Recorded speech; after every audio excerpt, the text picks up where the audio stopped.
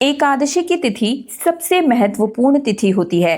इस दिन व्रत धारण करने से और जगत के पालनहार भगवान विष्णु की पूजा और आराधना करने से समस्त प्रकार के पाप कर्मों से मुक्ति मिल जाती है और समस्त प्रकार की मनोकामनाएं भी पूर्ण होती है। देखिए, वैसे तो प्रत्येक मास में दो एकादशी आती है, एक कृष्ण पक्ष में और दूसरी शुक्ल पक्ष में, और प्रत्येक एकादशी का अपना अलग ही महत्व होता है। तो मार्गशीर्ष मास में शुक्ल पक्ष में जो एकादशी आती है, इस एकादशी का नाम है मोक्षदा एकादशी और मोक्षदा एकादशी। और जैसा कि नाम से ही पता चलता है, मोक्ष दिलाने वाली एकादशी यानी कि मोक्षदा एकादशी।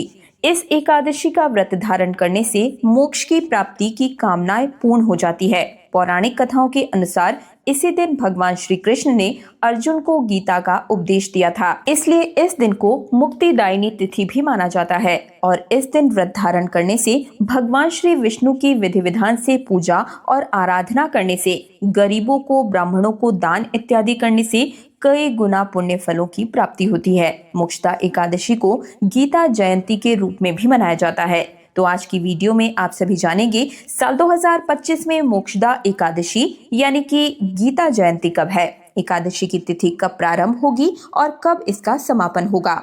अगर आप एकादशी का व्रत करते हैं तो व्रत को आपको कब धारण करना है और कब पारण करना होगा, यानी कि व्रत को कब खोल सकेंगे, इसका शुभ मुहूर्त क्या रहेगा, आज के दिन किस प्रकार से भगवान विष्णु की पूजा करनी चाहिए और किन मंत्रों का जाप करना चाहिए, इस दिन कुछ खास उपाय क्या करने से हमारे जीवन के समस्त प्रकार के पापों की तो मुक्ति मिलती ही है, साथ ही उपाय करने से हम अपनी मनोकामनाओं को भी इस दिन पूर्ण करवा सकते हैं, भगवान विष्णु और माँ लक्ष्मी की कृपा प्राप्त कर सकते हैं। यानी कि एकादशी के दिन आप क्या कुछ विशेष कर सकते हैं, संपूर्ण जानकारी आज की इस वीडियो में आप सभी के साथ शेयर करूंगी। तो वीडियो को बड़े ही ध्यान से देखिएगा। और सबसे पहले तो भगवान विष्णु की इस वीडियो को लाइक करके कमेंट सेक्शन में जय श्री हरि विष्णु जरूर ही लिखिए। साथ ही साथ चैनल तीज त्योहार और धर्म को सब्सक्राइब करके पास वाले बेल आइकन को जरूर प्रेस कर दीजिएगा। तो चलिए जान लेते हैं सबसे पहले कि एकादशी तिथि कब प्रारंभ होगी और कब इसका समापन होगा, व्रत हम किस दिन धारण कर सकते हैं। तो देखिए, मार्गशीर्ष मास के शुक्ल पक्ष की एकादशी तिथि प्रारंभ हो रही है 30 नवंबर की रात 9:29 पर और इसका समापन होगा 1 दिसंबर को सुबह 7:01 पर। तो सूर्योदय कालीन तिथि के अनुसार 1 दिसंबर 2025 को मोक्षदा एकादशी का व्रत हम धारण करेंगे और इस बार मोक्षदा एकादशी पर सुबह 8:20 से शाम 7:01 तक भद्रा भी लग रहा है और ये भद्रा धरती लोक पर ही लगने वाला है। और आप सभी को मैंने कई वीडियोस में बताया है कि भद्रा के समय किसी भी प्रकार के पूजा पाठ, शुभ या फिर मांगलिक कार्य करने की मनाही होती है। कोई भी धार्मिक अनुष्ठान इस समय के दौरान नहीं किया जाता है। तो ऐसे में आपको इस बात का खास रूप से ध्यान रखना होगा कि सुबह जल्दी उठ जाइएगा और ब्रह्म मुहूर्त में उठकर आपको स्नान इत्यादि करके विधि विधान से पूजा करके और व्रत का संकल्प ले लेना होगा। ठीक है, व्रत का संकल्प भद्रा प्रारंभ होने से पहले अगर आप ले लेते हैं तो श्रेष्ठ रहेगा और सुबह की पूजा आपको सुबह 8:20 से पहले अवश्य रूप से कर लेनी है। 1 दिसंबर को सूर्योदय काल का समय सुबह 6:55 पर है और वहीं सूर्यास्त का समय रहेगा शाम 5:36 पर। बात करें ब्रह्म मुहूर्त की तो ब्रह्म मुहूर्त का समय रहेगा सुबह 4:50 से सुबह 5:50 तक। इस समय में आप सभी स्नान करके विधि विधान से पूजा कर सकते हैं।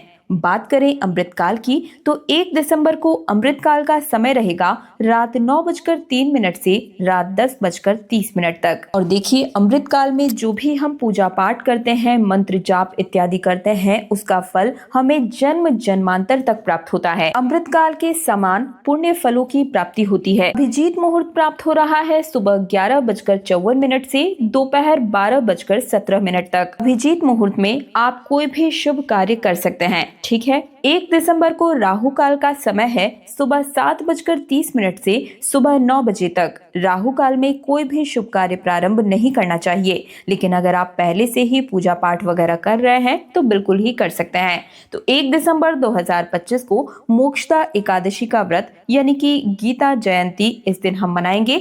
इसी दिन हमें व्रत को धारण करना है और इसके बाद द्वादशी तिथि के दिन व्रत का पारण किया जाता है। द्वादशी तिथि प्रारंभ हो रही है 1 दिसंबर को शाम 7:01 पर और द्वादशी तिथि का समापन होगा 2 दिसंबर को दोपहर में 3:57 पर। तो ऐसे में व्रत का पारण हमें कब करना है? तो देखिए, एकादशी व्रत का पारण हमें करना है 2 दिसंबर 2025 को यानी कि मंगलवार के दिन सुबह 6:57 से सुबह 9:03 तक आपके व्रत का पारण करने का शुभ मुहूर्त है। व्रत का पारण हमें शुभ मुहूर्त में ही करना चाहिए, क्योंकि अगर हम शुभ मुहूर्त में एकादशी व्रत का पारण करते हैं तो हमारे किए गए व्रत का संपूर्ण फल हमें प्राप्त हो जाता है। मोक्षदा एकादशी यानी कि गीता जयंती के दिन अगर आप भगवत गीता का पाठ प्रारंभ करना चाहते हैं तो आज का दिन सबसे बेहतरीन है इस कार्य को प्रारंभ करने के लिए। आज के दिन भगवत गीता का दान करना या फिर भगवत गीता का पाठ करना, मंत्रों का जाप इत्यादि करना सर्वाधिक श्रेष्ठ माना जाता है। तो अपनी इच्छा के अनुसार, सामर्थ्य इत्यादि के अनुसार जितना हो सके आपको पाठ इस दिन अवश्य ही करना चाहिए। इसके अलावा अगर संभव हो तो भगवत गीता के ग्रंथ का किसी भी मंदिर इत्यादि में या धर्म स्थान पर आपको दान जरूर करना चाहिए या किसी ब्राह्मण या पुजारी को इसे आप दे सकते हैं। इसके अलावा भगवान श्री कृष्ण की अपार और असीम कृपा भी इससे प्राप्त होती है। तो ये थी मोक्षदा एकादशी से जुड़ी हुई संपूर्ण जानकारी। आपको वीडियो पसंद आई है तो वीडियो को लाइक करके चैनल तीज त्योहार और धर्म को सब्सक्राइब जरूर कर दीजिएगा। अगले वीडियो में आप सभी सुनेंगे मोक्षदा एकादशी व्रत की कथा। तो जुड़े रहिएगा हमारे चैनल के साथ। मैं दिव्या आप सभी से आज्ञा चाहूंगी। हरे रामा हरे कृष्णा।